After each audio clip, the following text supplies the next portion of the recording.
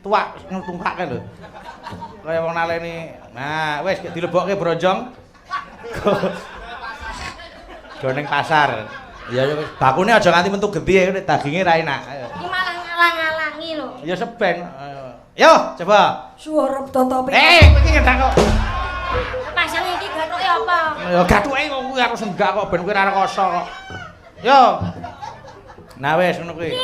Iki kowe ora tau ngombe susu kok kok tokle ngene kok. Kok edan. Tak ya cek ngono kowe. Wah, aku iki gemes karo kowe kuwi. Kowe mentolo tak deblok kowe kok. Bocah kok. Lah iki pasang ngira lho. Rasa nganggo ngene anakku susah. Ya wis, ini harus enggak lho. Ya. Ya, ayo.